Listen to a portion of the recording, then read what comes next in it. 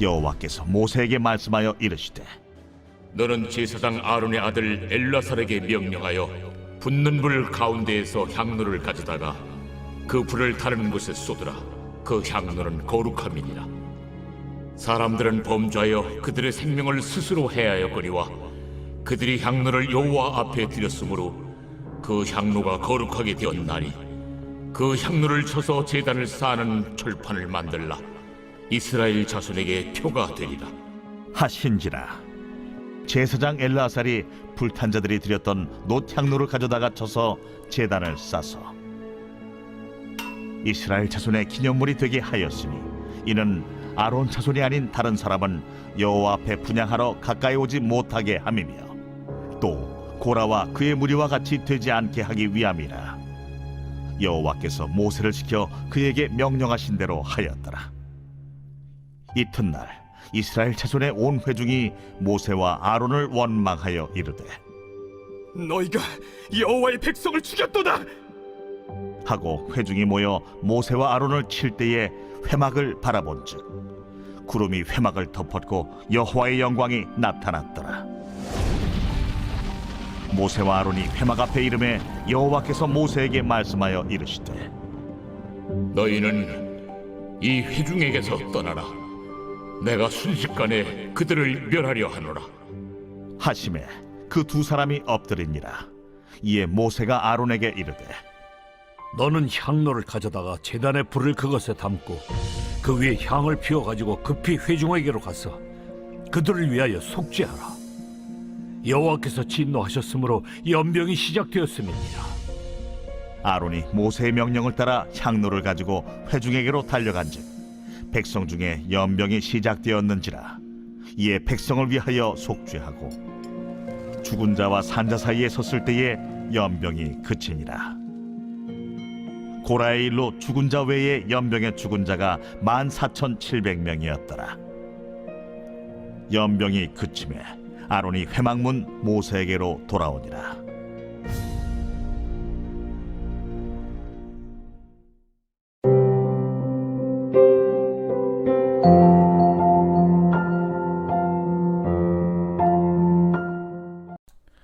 여러분 반갑습니다. 오늘도 큐트레어는 기막힌 하루입니다. 본 말씀 민수기 16장 36절부터 50절의 말씀입니다. 성경에는 하나님께 귀하게 쓰임받았던 기도의 사람들이 등장합니다. 기독교의 역사는 중보기도의 역사라고 해도 결코 지나친 말이 아닙니다. 하나님 나라의 역사는 기도하는 사람을 통해 지속되어 올 수가 있었던 것이죠. 자, 지금 우리가 묵상하고 있는 민수기 16장은 고라 일당의 반역의 사건을 다루고 있습니다. 그들의 반역에 하나님은 진노하셨습니다. 그리고 그 결과로 이제 하나님의 심판이 이스라엘 공동체 전체에 임하게 됩니다. 그 심판은 거대한 심판이었습니다. 마치 이스라엘 민족 전체가 멸종될 수 있었던 하나님의 준엄한 심판이 시작이 된 것이죠. 오늘 본문의 44절, 45절 말씀해 보니까 여호와께서 모세에게 말씀하여 이르시되 너희는 이 회중에게서 떠나라. 내가 순식간에 그들을 멸하러 하노라 하시매 그 두 사람이 엎드리니라 그랬습니다. 자, 하나님은 수많은 기적과 은혜를 체험했음에도 수시로 원망과 불평을 쏟아내며 반역을 일삼는 이스라엘 백성들을 더 이상 두고 볼 수가 없었습니다.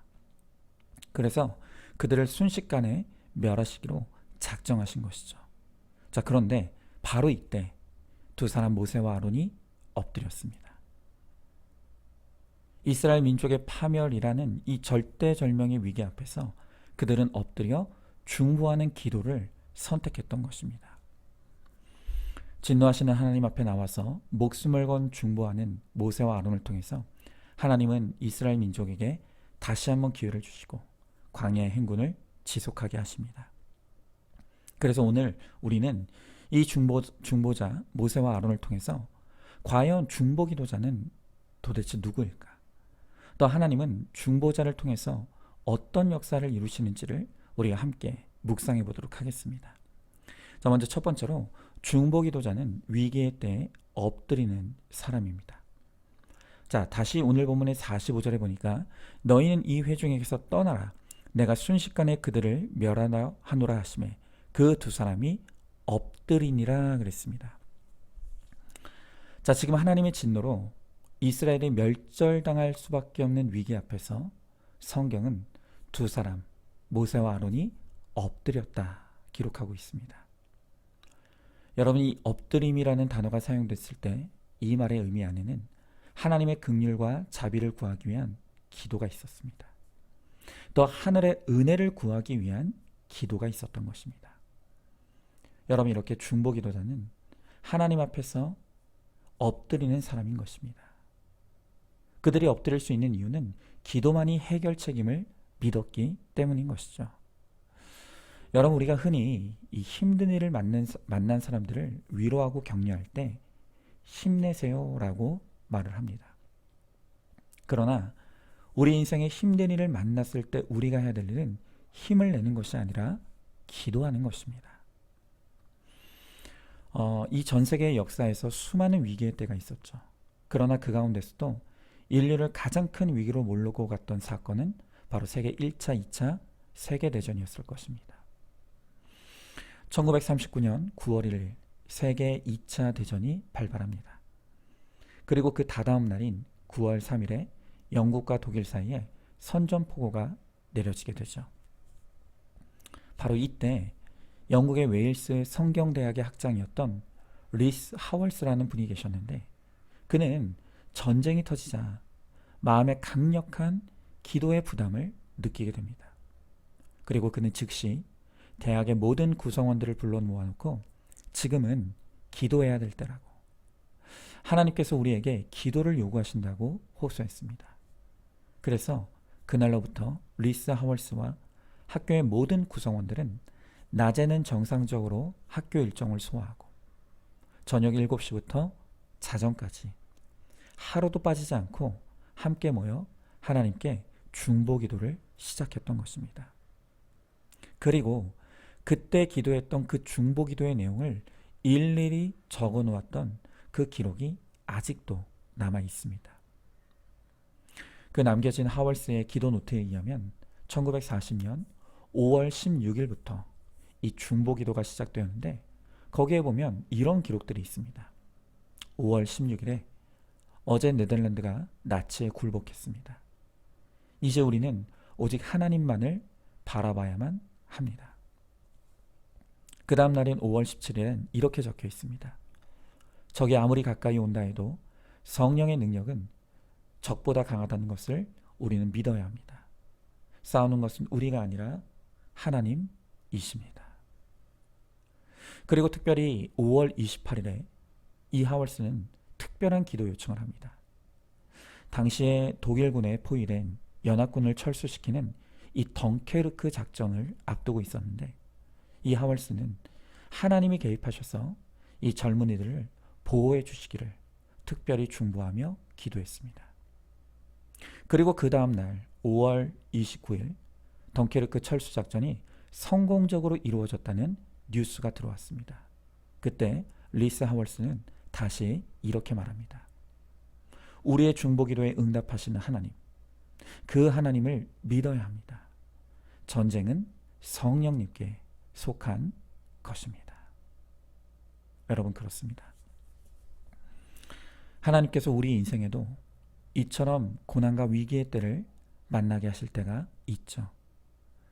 그때 우리가 이 위기를 돌파하는 최선의 방법은 언제나 엎드리는 것입니다. 그리고 하나님께 중보하는 것입니다. 이 리스 하월스는 이런 유명한 말을 남겼습니다. 인생의 위기를 만나는 것은 언제나 가슴 아픈 일이다. 그러나 그 위기를 통하여 우리는 낮아져 그분의 발 앞에 엎드리게 된다. 정말 맞는 말입니다. 제가 올해를 시작하면서 하나님께서 제 마음에 1시간의 기도를 시작하라는 너무나 강력한 기도의 마음을 부어주셨습니다. 그리고 그때부터 저는 하나님 앞에 한평생 이 1시간의 기도를 바치겠노라 서원을 했습니다. 그렇게 매일 1시간을 하나님 앞에 엎드려 기도하면서 그 기도의 자리에서 하나님께서 저에게 주시는 놀라운 평안과 기쁨이 있습니다. 여러분, 이것은 환경 때문에 누리는 평안이 아닙니다. 저에게도 여전히 많은 근심할 만한 문제와 사건들이 있습니다. 그러나 기도의 가운데 머물러 있으면 하나님이 문제 가운데 계시다는 것, 그리고 하나님께서 선하신 일을 하실 것이라는 것이 믿어짐으로 누리는 확신입니다. 그 확신이 기도의 자리에서 저에게 임하는 것이죠. 여러분, 우리 인생의 고비고비마다 얼마나 많은 위기를 만납니까? 그 위기의 때 우리가 할 일은 힘을 내는 것이 아닙니다. 대신 모세와 아론처럼 엎드려 중보하는 것이라고 말씀하십니다. 여러분, 지금 우리가 내 힘으로 할 수 없는 것들이 얼마나 많습니까? 그래서 우리가 중보해야 될 것들이 얼마나 많습니까? 가정을 위해, 교회를 위해, 나라를 위해, 그리고 이 세상을 위해 우리는 엎드려야 될 때입니다. 우리가 엎드리면 주님이 일하십니다. 우리가 엎드리면 하늘이 열립니다. 주의 은혜가 임하게 될 것입니다. 중보기도자는 엎드리는 사람입니다. 위기의 때에 엎드리는 사람, 그가 바로 중보자입니다. 자, 한번 질문해 봅니다. 힘든 문제를 만났을 때 힘을 냅니까? 기도합니까? 내가 만난 문제를 통해 하나님께서 나를 기도의 자리로 부르고 계신다는 것을 알고 있습니까? 한 시간의 기도를 하나님께 드림으로 하나님이 이루시는 주님의 역사를 체험하시기 바랍니다. 자, 두 번째로 중보기도자는 죄 사함을 위해 기도하는 사람입니다. 자, 오늘 46절의 말씀에 보니까 이에 모세가 아론에게 이르되 너는 향로를 가져다가 제단에 불을 그것에 담고 그 위에 향을 피워 가지고 급히 회중에게로 가서 그들을 위하여 속죄하라. 여호와께서 진노하셨으므로 연병이 시작되었음이니라. 그랬습니다. 자, 결국 하나님의 진노하심으로 인해 이스라엘 공동체 가운데 연병이 시작되었습니다. 여러분, 우리도 얼마 전까지 이 코로나라고 하는 전 세계적인 전염병을 겪었고 지금도 그 후유증에 시달리고 있습니다. 자, 성경에 기록된 하나님의 구원의 역사를 보면 하나님이 이 죄악된 세상을 징계하시고 그들을 회개의 자리로 부르실 때 언제나 이러한 질병의 재앙을 도구로 사용하신다는 것을 알 수가 있습니다. 그리고 이러한 심판을 예방할 수 있는 해결책이 있다면 그것은 주 앞에 나와 속죄받고 용서받는 것입니다. 그런데 문제가 무엇입니까?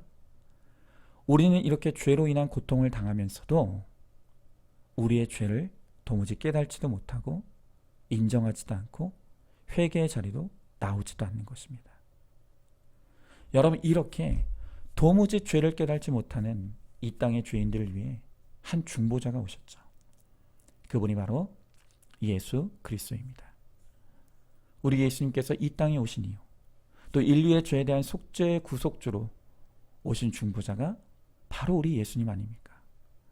여러분, 그렇다면 그 예수님의 제자된 여러분과 저도 오늘 우리가 속한 공동체를 대신하여 속죄받고 또 우리가 중보하는 사람들이 되어야 할 줄로 믿습니다. 여러분, 누구도 회개 없이는 죄 사함을 얻고 구원받을 수 없습니다. 그런데 지금 내 가정의 식구들 가운데 도무지 회개할 줄 모르는 사람들이 있습니다. 여러분, 그들을 어떻게 하면 회개의 자리로 이끌 수가 있겠습니까? 힘으로 되지 않습니다. 능으로도 되지 않습니다. 오직 우리가 중보자가 되어서 그들 대신에 속죄의 기도를 하고 그들이 회개의 자리로 돌아올 수 있도록 기도의 사명을 감당하는 바로 그 사명이 우리들에게 필요한 것입니다. 이 중보의 사명은 오직 말씀이 들리고 예수를 영접한 나만이 감당할 수 있는 특권입니다. 이런 중보의 기도자가 지금 시급합니다. 우리 사랑하는 성도들 여러분, 우리 가운데 이런 중보 기도자가 계속 일어날 수 있기를 우리가 다 함께 기도할 수 있길 바랍니다. 자, 한번 질문해 봅니다.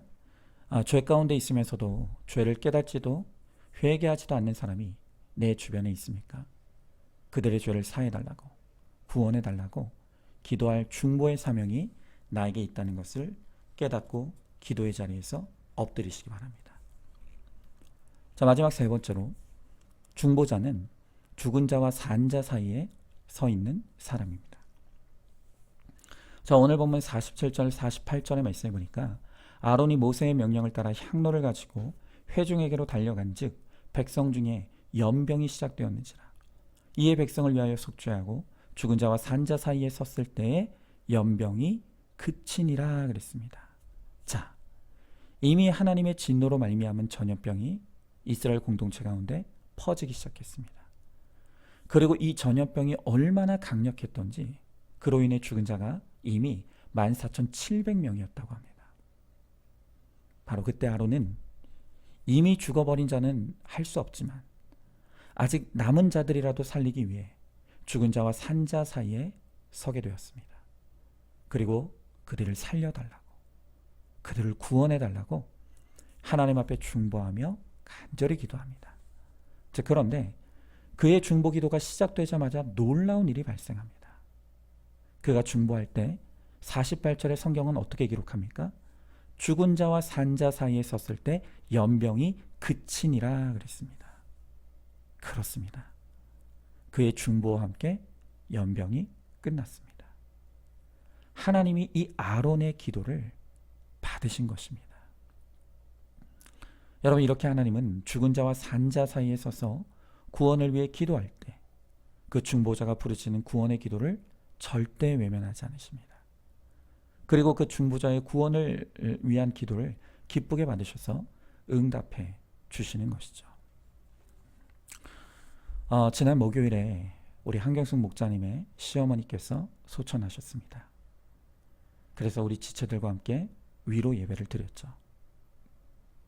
너무나 감사한 것은 우리 한경숙 목자님께서 그 병상에서 숨이 꺼져가던 시어머니의 구원을 위해 병상의 자리에서 복음을 외치며 기도해 오셨습니다. 그리고 놀랍게도 그 시어머니는 희미한 의식 속에서도 며느리가 전하는 복음을 들으며 아멘, 아멘 하며 응답하셨습니다. 그 죽어가는 영혼을 위해 애통한 마음으로 중보의 사명을 충성되이 감당한 우리 한경숙 목자님을 통해서 하나님이 그 시어머니의 영혼을 받아주셨음을 믿습니다. 그런데 여러분, 이게 끝이 아닙니다. 이렇게 목자님이 시어머니를 위해 간절히 눈물로 중보하는 모습을 믿지 않는 남편이 옆에서 다 지켜보았습니다. 그리고 제가 장례식에 갔을 때 그 목자님의 남편께서 저에게 하시는 말씀이 내 어머니를 위해 아내가 그토록 간절히 복음을 전하고 기도하는 모습을 바라보며 너무나 감동을 받았다고. 그래서 이제는 나도 내 아내와 함께 열심히 교회를 나가겠노라고 그렇게 고백하시는 것을 제가 들었습니다. 여러분, 바로 이것이 산자와 죽은 자 사이에 서는 것입니다. 죽어가는 시어머니를 위해 진심으로 중보하는 것을 살아있는 남편이 똑똑히 목격했습니다. 그리고 그 열매로 시어머니의 영혼도 구원받고 남편의 영혼도 구원하게 되었습니다. 여러분, 그러나 한 가지 여러분들이 아셔야 될 것이 있습니다. 이런 아름다운 구원의 역사가 어느 날 하루아침에 이루어진 일이 결코 아니라는 것입니다. 우리 한경숙 목자님은 이 가정에서 홀로 외롭게 신앙생활해 오면서 내 가족의 구원을 위해 수십 년 동안 중보 기도해 오셨습니다.